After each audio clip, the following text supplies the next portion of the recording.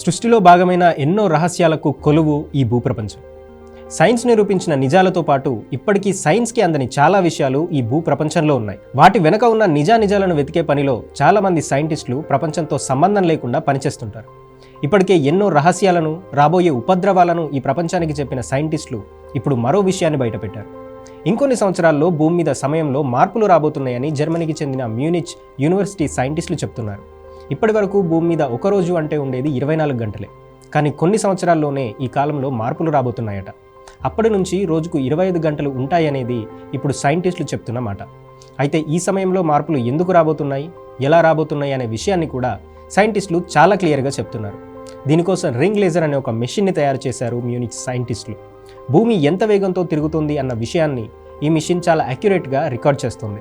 ఈ ఎక్స్పెరిమెంట్లో వాళ్ళు గమనించిన విషయం ఏంటి అంటే, దాదాపు 15 నెలల నుంచి భూమి తిరుగుతున్న స్పీడ్ రోజు తగ్గుతోంది.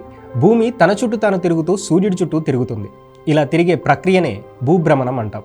దీనికి పట్టే సమయం 24 గంటలు. దీన్నే ఇంతకాలం ఒక రోజుగా మనం కన్సిడర్ చేస్తూ వచ్చాం.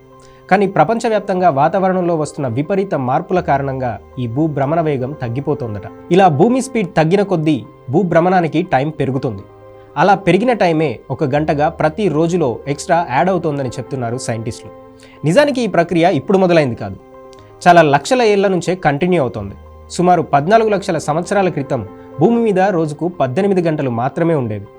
అప్పుడు ఈ సమయాన్నే ఒక రోజుగా పరిగణించేవాళ్ళు.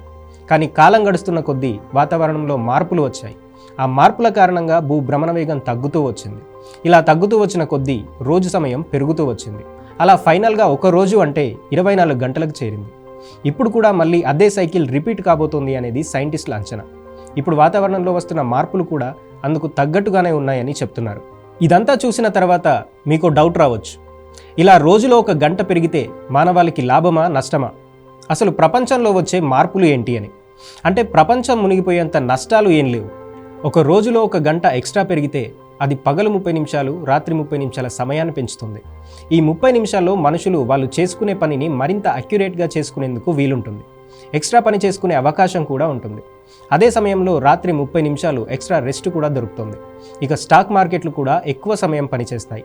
క్షణాల్లోనే వేల కోట్లు సంపాదించే మెటా, అమెజాన్ లాంటి సంస్థల సంపద మరింత పెరుగుతుంది. అదే సమయంలో ఈ ఎక్స్ట్రా గంటలతో కొన్ని నష్టాలు కూడా ఉన్నాయి. ఇప్పటి వరకు ఉన్న పని గంటలు ఈ ఎక్స్ట్రా గంట ద్వారా పెరిగే అవకాశం ఉంది. గంటలతో పాటు రోజుల్లో కూడా మార్పులు వస్తాయి కాబట్టి పండగలు, హాలిడేల డేట్లు కూడా మారిపోతాయి. టైం పెరుగుతుంది కాబట్టి క్రెడిట్ కార్డులు వాడేవాళ్ళు, లోన్లు తీసుకున్న వాళ్ళ ఇంట్రెస్ట్ రేట్ కూడా పెరుగుతుంది. ఇలాంటి మార్పులకు ప్రపంచం చాలా కాలం నుంచి అలవాటు పడుతూనే వచ్చింది. ఇప్పుడు మరో గంట తేడా మార్పుకు ప్రపంచం సిద్ధం కావాల్సిన టైం దగ్గరలోనే ఉంది అంటున్నారు సైంటిస్టులు.